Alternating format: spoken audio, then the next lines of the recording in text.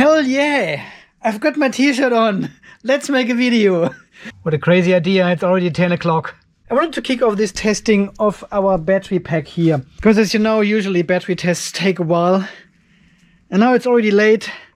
But before I go to bed, I want to kick off this test. Well, I want to do a bit of a health check on these battery cells now, because we have tortured some of them. As people said, we have discharged 2 of these cells with 35 amps. This was a 5C or a 7C discharge as per the specifications of these cells. They're supposed to have 7,200 milliampere hours each, but I could measure only 5.3, 5.4 for each of the cells. We've got number 2 and number 4. So it's 1, 2, 3, 4. Number 2 and number 4, they had the torture of discharging with 35 amps. And I'm not sure if we have damaged these cells or not. From the further testing afterwards, after this high discharge test, it looked like they were a little bit suspicious. They act weird. I thought, well, no wonder. They went hot up to 70 degrees Celsius during this discharge test. Tonight, I thought we are starting a normal cycle test for each of the cells and compare this with the results we had from the beginning when I got them new. And usually, as you know, we hook up the tester here to our computer and tell the computer what to do, like completely charging and then discharging, measure the capacity, and then again fully charging until 3.65 volts, and it gives us all the results later on and draws these nice curves as well, which you like so much. But today I want to do something different. I want to show you actually that you can do all this without a computer. Okay, you cannot see a graph in here, of course, but you still can do a full automatic capacity test with this tester. So you don't need to hook it up to a computer every time. And by the way, this works the same on the EBC A40 tester with 40 amps. And it is very quick and easy to do with the buttons. It is described in the manual. Okay, so what you want to do is go into the settings, hold the set button down, and then you can see the cursor blinking up in the top left-hand corner. We are on charge constant voltage. And this is exactly what we want to do. We click the on button to jump to the next position, and then we click the set button to jump to the next smaller position. Decrease this to 1 point. Next one. This is very intuitive, 1.44. And go to the next figure here and change this one to, 3 is okay. 3.65, right? Want to charge with 1.44 amps to 3.65 volts. This is the cutoff current. We can set 0.1 amps. This is then fully saturated. Usually you have a cutoff of about 5 to 10% of the battery capacity. So this would mean at 500 milliamps would be the cutoff. Is that correct? If it's a 5 ampere hour battery, 10% of 5 amps. So 250 to 500 milliamps we could set. Okay, let's set this to 300 milliamps. And then you go to this position here, which is NOR for normal. This would do this one test. It would charge the battery 1.44 amps, 3.65, wait until the current drops down to 0.3 amps, and then it stops and gives you the result. What you can do here now is, if the cursor is here on the NOR position now, you can change the mode from normal to auto. If the cursor is on auto, you can press and hold down the on-off button, and then it jumps into a submenu. And I have also already set the parameters here from a previous test. It's a discharge with 1.44 amps down to 2.5 volts, and we're doing only 1 cycle. So once we have changed all our numbers and figures as we want them, we press and hold the set button again. It goes back into the normal setting menu, and then we hold the set button down again, and this goes now back into our test mode. And we can see the connected cell is 3.334 volt, 0 amps, 0 time, and 0 milliamps. And we just press the on button and start our auto test. And you can see it says 81 here. At the end of the test, we will have the display saying 83, because it's a 3-step test now. So what it does now, it charges the battery up all the way and then starts the test. Discharge all the way, measures the capacity, and then charge it up again, measures the capacity. And we can read all the figures and results later on the display without computer.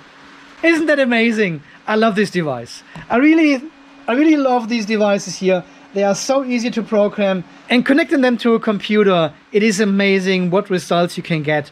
Having all these curves and all these numbers, all this data for each single battery cell.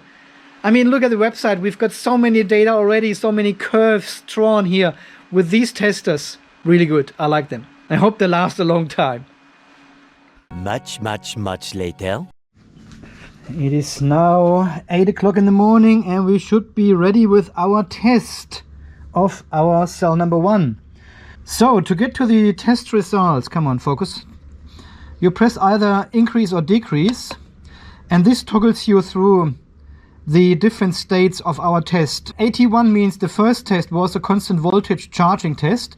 From whatever state the battery is in, it always fully charges the battery, regardless if it's empty, full, half full, or whatever. It always charges the battery to full state of charge and then starts the actual testing. So this one doesn't mean anything because we don't know what state of charge the battery was in. So then the battery is fully charged, and we go to 82, which is the constant current discharge. And this is the interesting part, because we have got now 5,396 milliampere hours out of this battery. So almost 5.4 ampere hours. And then we press increase or decrease again and go to 83, which is the fully charge again. And we have charged 5,349 milliampere hours into the battery again. Just when I have a look at all my notes here, I can see the first capacity test we did with cell number 1. Yeah, the first capacity test was 5,391. We are now at 5,396. So exactly the same value. So cell number 1 seems to be very consistent with its capacity. All right, let's plug in number 2. So we are measuring cell number 2. I have not plugged in any balancer or anything else. It's just a pure cell. We don't need to change anything. It still runs in auto mode, so it will first of all fully charge the battery 81 and then start the test, discharging, charging. We will see us again in 10 hours or so. One eternity later. Just at the right moment, we are almost done. The current has tapered off to 0.6 amps, and we already have 5.35 ampere hours on the clock for cell number 2. So it still has the same capacity as cell number 1, obviously. That's good. No damage from what I can see, but let's wait until it finished. And while we are here testing the batteries, this was one of the questions I have seen multiple times under my videos, when people ask, can you actually overcharge the battery if you charge too slow? Well, no, you can't, because as long as you don't exceed the 3.65 volts, you cannot overcharge the battery, because as you can see, the current is tapering off. We are keeping 3.6 volt constant voltage. Oh, it now has turned off, okay. And the current goes down, down, down, until either the charger turns off or the battery is so fully charged that the current goes to 0. So there's no way you can overcharge it with a constant voltage. Alright, so let's press the increase button again. This was our initial top up to 3.65, and this is our discharge, 5419, and we press the increase again, and this is our charge. I mean, so far this is in line with cell number 1. There's no difference to that. Okay, I'll keep testing. Next one, we will see.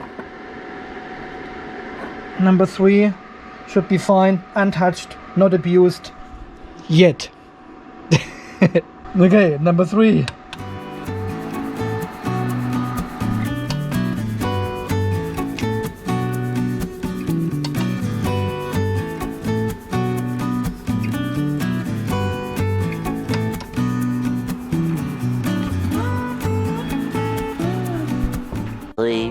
Later. Ooh, and here is our cell number 4. Okay, let's check out some numbers. That was the initial first charge. Discharging 5, 3, 8, 3, and charging. Okay, let me have a quick look here at this result. Well, it looks like cell number 2 and cell number 4 are totally in line with the other ones. I cannot see any degradation from this test. Let me check the numbers from last time. From the first initial capacity test we did with all 4 cells. Well, they look pretty much the same. Cell number 2 has even increased. Cell number 4 as well. Maybe it's good to torture them from time to time. All right, so far we cannot see any problem, any degradation, or any damage we may have caused with the 7C or 35 amp discharge. Well, some of you have requested this. We want to do another discharge test now, another cycle test with all 4 cells in a row and the balancer connected. So I will connect this one now here and give it probably a few hours, and then we will fully charge the battery to 3.65 volts, fully discharged to 2.5 it is, exactly, thanks. And then we fully charge again to 3.65 and see what the result is for a whole battery, including the balancer. I cannot do this test without balancer because I don't have a BMS connected. And the cells are all fully charged now. But, well, cell number 1 was 2 days ago, 3 days ago, when I fully charged it. And obviously the voltage lowers now again in comparison to cell number 4, which was just fully charged, just right now, in this moment. So there is, of course, voltage difference, but the state of charge should almost be the same, apart from a very low self-discharging in the other cells we tested before. So I probably should buy a 4S BMS just to test the cells out without balancer and then with balancer and see if we can get any more capacity out of this battery. What do you think? Is this a good idea? I think it is. Okay, I'll order a 4S BMS. No, I don't have one. Anyway, I get something sorted for future battery tests, and then we do a direct comparison between no balancer and balancer. Okay, but for now, let's connect the balancer, let it sit for a while, and then we do a full capacity test on this 12 volt battery here and see how this goes.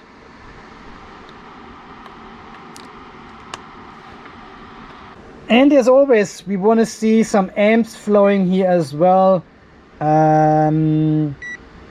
While balancing, right? So 150 minus, 170 plus,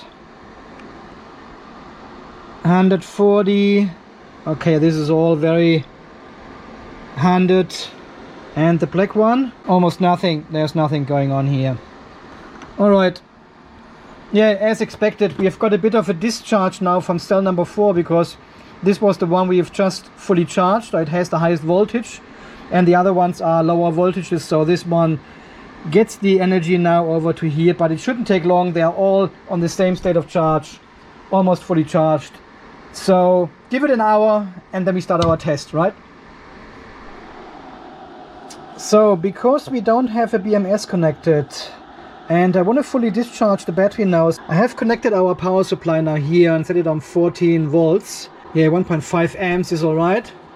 And we just charge it up and watch the cell voltages. Yeah, they should be all rising fast now because the battery is pretty much fully charged. Look at this, number 2 and number 4 are a bit lower for some reason. These are the torture cells. 3522. This is under 3.5, over 3.5, and under again. Number 2 and number 4 again have a lower voltage. That's interesting. These are the cells which we have tested before. Okay, oh, the current has tapered down to 0.2 amps now. And then we are at 14.6. Look how the current goes up. 14.6. There it is.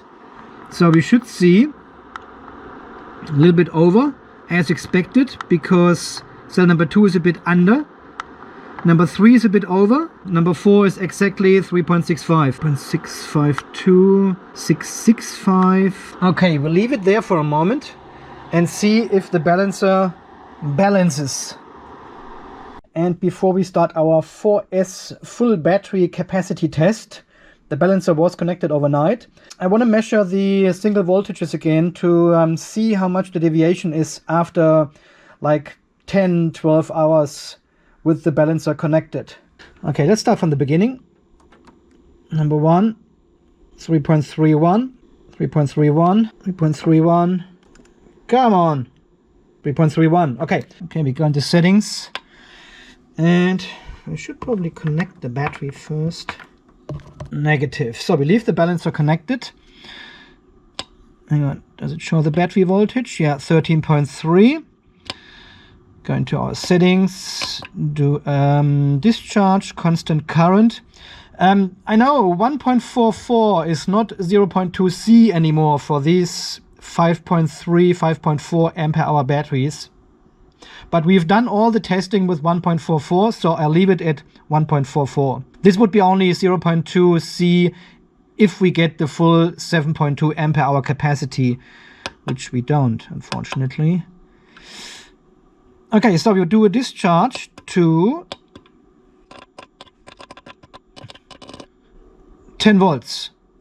Okay, let's start and see how far we come. I need to check from time to time. Well, after 4 hours, I need to start checking and see how empty the single cells are, because we don't have any BMS connected.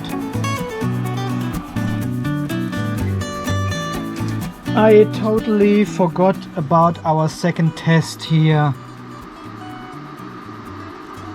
Okay, well, the test has finished for quite a while now. I was supposed to look after the battery because we don't have a BMS connected, and one of the cells could have slipped under 2.5 volts now. I don't know. Well, at least we've got 5.3 ampere hours out of this 4S configuration, which is absolutely in line with the single capacity tests we had done before. Okay, I just start the test again to discharge to 10 volts. And now we check the actual, I've got no space. And then we check the actual single voltages. They're all very close together. Okay, let's do that. And see if we have actually, so number 2 is the lowest. I guess this is the one to watch then. Now number 4 is the lowest, which is good if it changes. Number 1 is still at 2.8, okay. Yeah, and here we can see again, number 2 and number 4 are lower than the other ones. And these are the ones with a high capacity test we did before. So they have a different behavior from what I can see while charging and discharging. So something has definitely happened. Yeah, it is always number 2 or number 5, which is the lowest. 26 millivolt deviation. And the tester has turned off here, 2.5. Okay, they were all safe, so nothing is happening there. That is cool to know. This was with the balancer. Okay, now let's charge the battery to 14.6, 3.65 each.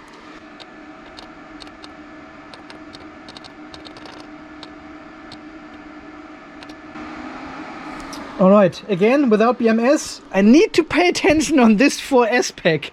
There's nothing which protects this battery from overcharging. So 7:30. So I need to be here by 7 o'clock and check. Remind me. 5 hours later. Ah, damn it, we missed it again. 13.8 volts, 0 amps, it has already finished. I just hope we haven't overcharged any cells. But the result is good. It's in line with our other. So 5.4 charged, 5.3 discharged for the whole pack. Totally in line with everything else. Well guys, I put the numbers here on the screen again of our discharge and charging test of all 4 cells. Plus the 4S configuration as shown here as well in total. So far I cannot see that we have damaged the cell number 2 and number 4, apart from this weird behavior that they have higher voltages while charging and lower voltages while discharging. Probably this is already damaged. That is a sign of damage, right? That's probably it. I just want to start here the charging process again. There's our battery meter. Oh, it goes quick, 3.6. See, they are lower. 3.65.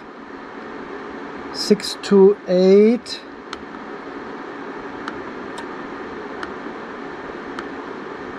Yeah, number 2 is a bit lower. Number 4 is a bit lower. Number 1 is higher. Yeah, again, lower voltage while charging as well. Not only while discharging, but while charging as well. So I'm not sure. What do you think? Is this damaged, or is this just random behavior of these cells? I'm not sure. But all in total, I'm not too disappointed with these cells actually. Even they don't meet the specifications of 7.2 ampere hours, but they are so far consistent 5.4, 5.3 ampere hours, and they work just fine in a 4S configuration here with the balancer connected. Everything seems to work just fine. So I think these cells are perfect for small projects like solar gates or electric fencing systems, things like this, you know. And some people have already suggested I should buy more of them and build a power wall, like hundreds of them on Alibaba, because they are cheap then when you buy a lot of them. Well, that would be actually a very interesting project with lithium iron phosphate batteries in this form. Hasn't been done before as far as I know. Okay guys, so far this video from today. I will keep testing with these 4 battery cells here. The PALO 7.2 ampere hours, which is only 5.3 ampere hours. But apart from that, everything seems to work fine with these cells. And I've got some more ideas for battery testing with these cells. So stay tuned, stay charged, stay safe. And we shall see us again in one of the next videos coming out very soon here again. Here from the Off-Grid Garage in Australia. Well, thanks for all your support here on the channel. Thanks for all your donations, either as beer donations or as super thank donations. Just right underneath the video here, you can click the button. Thank you very, very much for everyone supporting the channel here and keeping the show going. Alright guys, thanks for watching again. See you then. Bye bye.